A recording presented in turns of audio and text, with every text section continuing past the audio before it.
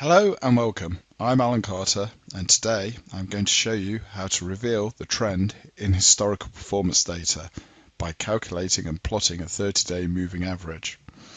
To do this, I'm going to be using OBR's Business Objects Webby report, a custom report, leveraging 3PAR data from the 3PAR performance data universe. So I've logged into Business Intelligence on OBR. I'm going to start Web Intelligence, pick a blank report, select the universe, click OK. Then I'm going to scroll down and select the 3PAR reporting performance universe, select OK. And now the first thing I need to do is create a query to bring some results back from the data warehouse. So I'm going to use storage system level performance metrics. Let's pull this open a bit, maybe make this a bit bigger. I'm going to select the SOM instance name, tenant name, the storage system name, because I want performance metrics by storage system, and then performance metrics are over a period of time. I don't want just a single point in time, so I'm going to collect the full date. Then we've got lots of different types of metrics. We've got them in the raw format and hourly format, but in this instance I'm going to just choose a daily metrics, and I'm going to choose the average total data rate.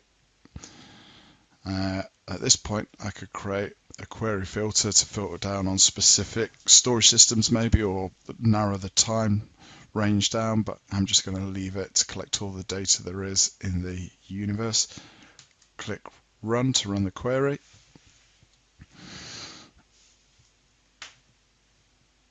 And this will create a table with the output from the query. You can see that there's some date ranges with some time and all the different stuff, but I don't really want a table, even though it can be useful sometimes for troubleshooting.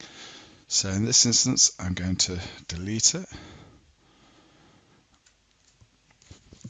What I want to do is create a section in the report. A section is a part of the report that repeats itself. I'm going to insert the section here, and I'm going to base the section on the storage system name. Click OK, and we can see that we've got a section that repeats itself. And what I'm going to do for each section is insert a line chart.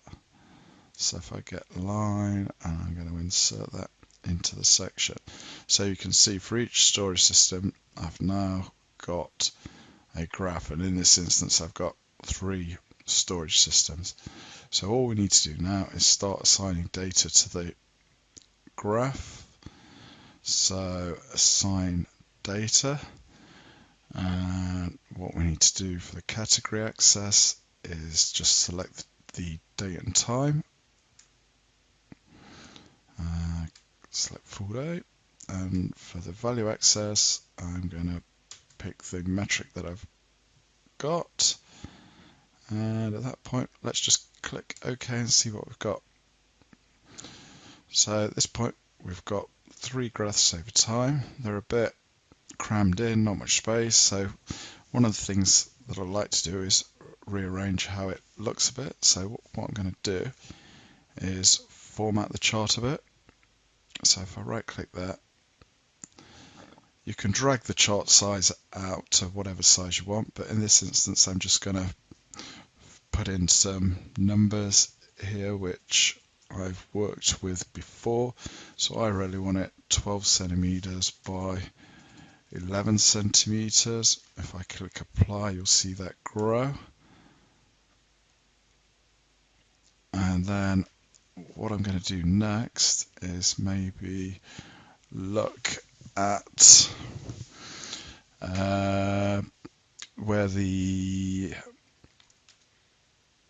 legend is and move it, because it's taking up a lot of screen real estate. So rather than it being on the right, I'm going to select bottom, and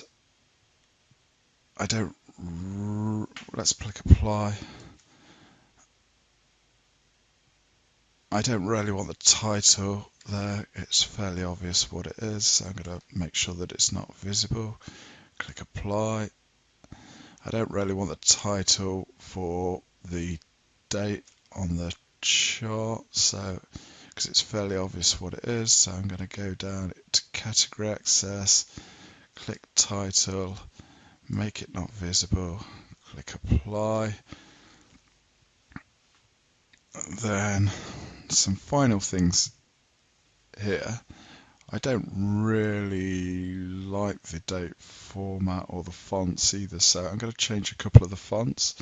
So for the category access, I like to turn off bold on the fonts and just push up the font size 1, apply that, and what I'm going to do is do that everywhere in my report. So when it comes to the value access, for some reason it's in a darker color. I don't really know why that defaults like that, so I'm going to just go down, unbold it, select font size of 9, apply that. Then when it comes to the title, I'm going to do the same thing there, so unbold it, select 9, and change the color from black to a dark grey, apply it, and it's already starting to look better. I want to change the font size on the legend to unbold and 9, and apply that. Then the final thing is I'm just going to give the chart a title. So if we go up to global, I can actually click it again to select title. Then I'm going to create a title, and what I'll call this chart is I'll just call it daily average data rate, and we need to make it visible and apply that. A couple of things that I forgot. I like to center it. I'm going to keep it bold this time and make it slightly bigger. Let's have size 11. Apply that. There we go. That's starting to look better. Now, a couple more things. From my perspective, I don't like numbers with lots of zeros, so I'm going to create a new variable. So this new variable, it needs to be a measure variable, and I'm just going to call it average data rate. Oh, sorry, put it in the wrong place. XV. And all I'm going to do is say that it equals the measure that I'm already using, and then divide it by 1024, divide by 1024. So that'll convert it from bytes per second to gigabytes per second. So click OK. And what we need to do is, instead of using the original value, use our new variable. So go down, change that to average data rate, click OK, and we've got rid of some of those zeros. I just like to change the title of the value axis there, so I'm going to use a custom title rather than it being automatically generated, and I'm just going to say that it's gigabits per second. Click OK. My final thing with formatting is I find it difficult to read lots of numbers all crushed together for dates. So where you assign data, you can pick the number format. So right click at the side there and you can format the number, and I'm going to select something a little more friendly, so let's have it looking like that. Then it's a lot more easier to read. So what do we need to do now? I'm going to do just a bit more formatting of the report. So I'm going to format this section, and I'm going to select a paper color of an off-white just so the chart pops out a bit. So I'm going to go for a custom color. 255 is white, so I'm just going to bring those numbers down a little bit. Click OK, and that will give me a paper color. Then if I go up, I'm going to just move that out.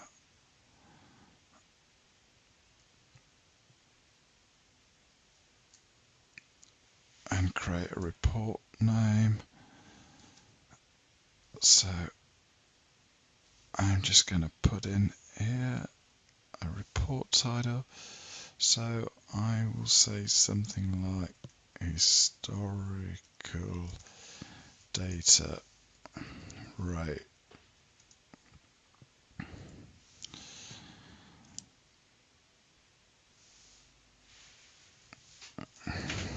Let's change the font color there. Font, I don't like blue, I want it back to black. Click OK. And I could actually change that there actually.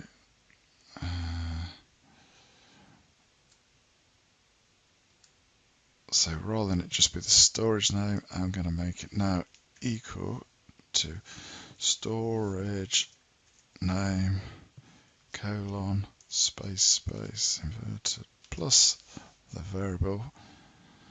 Click OK. Maybe drag it out a bit.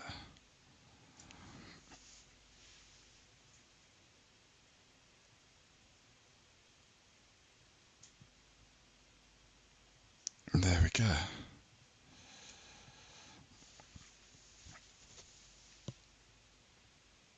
I'm going to just drag the bottom down a bit.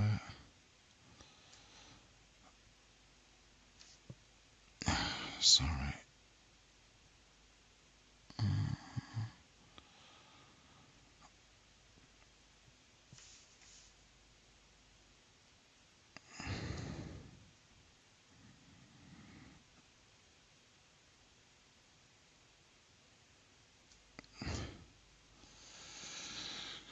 That'll do. So then what we need to do is we need to put the equation in for the moving average so that we can see the trend line. So to do that, we need to add a new variable, and it's going to be a measure again, and this time I'm going to give it a name. There we go.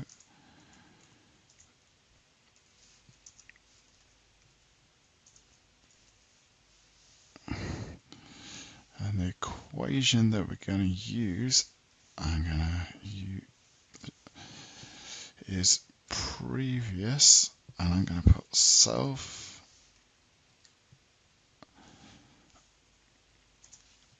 minus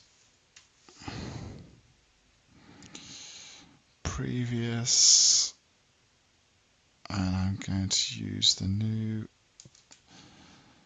measure that we've created, which is to the new unit, and I need to say use the number 30, so that's how many days moving average we're doing, 30 days, and the equation I need to divide by 30 and also plus the same measure divided by 30 again. I think that's right. Click OK. Then what we can do is add that metric to the chart. So click plus to add another metric. Click down, select the moving average and click OK. Now with a moving average, because it's using the previous 30 days to calculate it, for 30 days it'll have a value that's too low.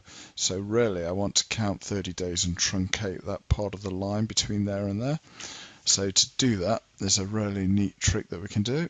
All we need to do is create a new variable, and this variable is just going to count the number of rows in that data element in that section of the report. So I'm just going to do that by creating this variable. Let's call it running total, and let's say it equals, and we need to create a running count, and we're counting, let's just count the daily average data rate, so we can count that. The only thing is we need it to reset itself every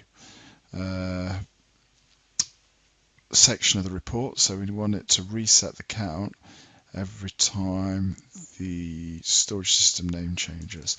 So that's what this semicolon storage system name bit of the equation does. Click OK. Oh, it doesn't like the context. I know that for some reason it just likes to have this element of it in brackets itself. Click OK. And if I add this to the report, you'll see the difference that it makes. So assign it to the chart. Click add. Sorry, I forgot one step. I need to create another variable.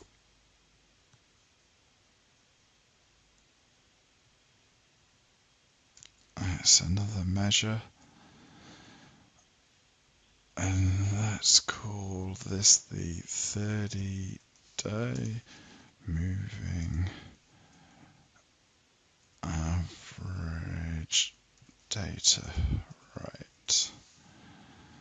And all we then do is have an equation, and we say if, open brackets, the running total that we've just created, if it's smaller than 29,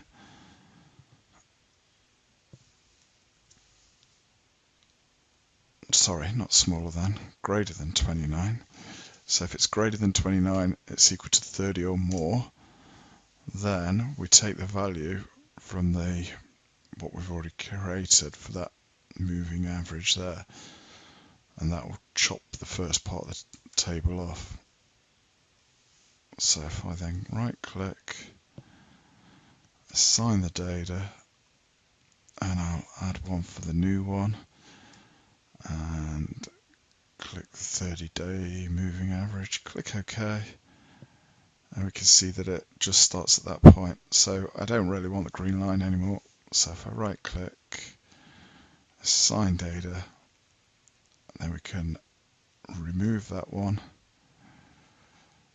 click OK, and then I'm just going to do one final piece of formatting. Really, I want the actuals to fade into the background and the trend line to come forward.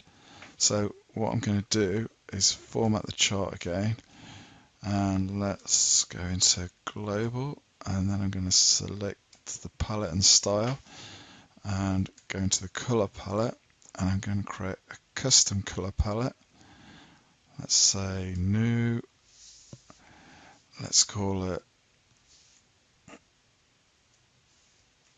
trend, and with the blue I'm just going to knock that down. So this is the first value that this one's going to take, and I want it to fade into the background a bit, so I'm going to pick something like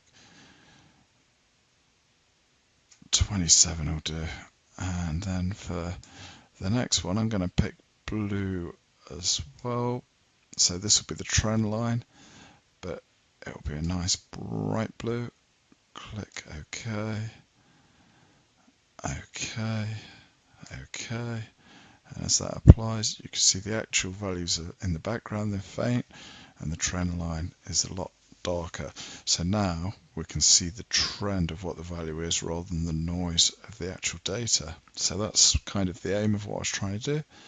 So all that remains for me to do really is to save the chart, the report, sorry. So if I do save as,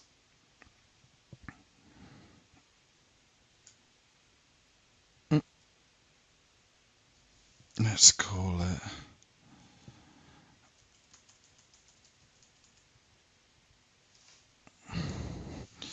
daily performance trend, and save that. And that's all I want to show you today. So thank you for your time.